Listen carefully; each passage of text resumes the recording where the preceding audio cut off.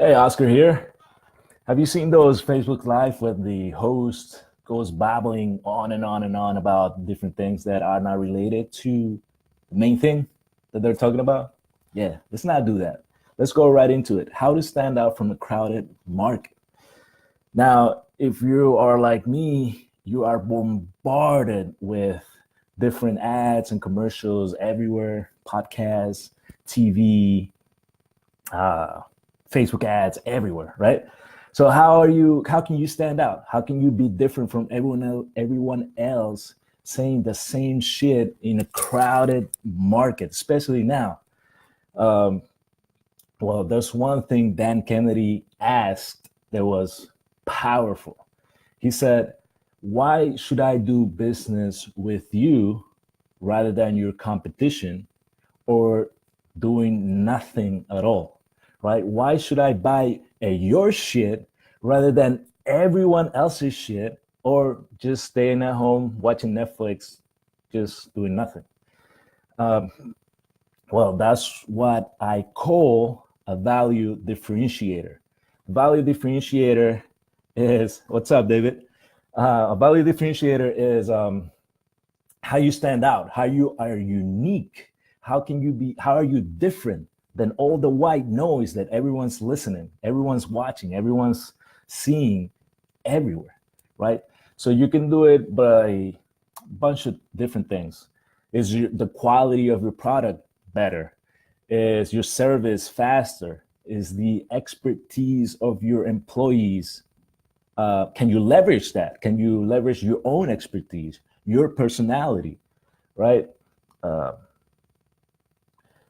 can you, if people are selling one product, but they need ancillary products to get faster to their goal, can you bundle those products together, being different, not only being different by doing that, but also raising the transaction size, the price, the cash money, baby, right?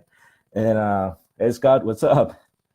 And another way is I was talking to this lady that she pretty much told me her business was in the middle. She didn't have the worst product, but she didn't have the best product. She was right in the middle. So how was she different? She had a better process. So when everyone wanted to buy a product in her industry, the buyer had to go through their website and had to fill out a bunch of information, and they were getting the shipment late or broken. It was all a shit show. So the way that she differentiated herself was through the process. Her process was smooth, it was seamless. The buyer could just enter three things and get the shipment in 5 to 6 days, and it was beautiful. So that's how she used to be different, the process. Now, the last thing I'm gonna say is, what's up, Scott? The last thing I'm gonna say is, sometimes to be different, you don't have to be different at all, right? You could do the same thing everyone's doing, but put a spotlight on your process. This is what Claude Hopkins did many years ago. Where he was tasked to write an ad for Schiltz beer, and he didn't know exactly how to differentiate beer, how to give a promote beer that was different, because beer is beer. It's just tastes like beer. He actually went to the plant where they were making the beer, Schiltz beer, and his jaw was floored when he saw the whole process from beginning to end, to grains to delicious beer, and the distillation process and the sterilization and this other machine. And he used that. He was surprised that no one else was advertising this, even though everyone else in the beer industry was doing the same shit. No one else was putting a spotlight into that. So he used that, and he was the first to do it, which was an advantage. And it took Schiltz beer from 8th to 15th place to first place in 6 months.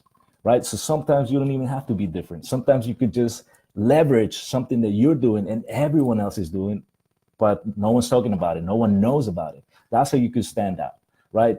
Better quality, better speed of service, employees, bundling, your personality, not being different at all. And that's it. Real quick. I'll see you next time.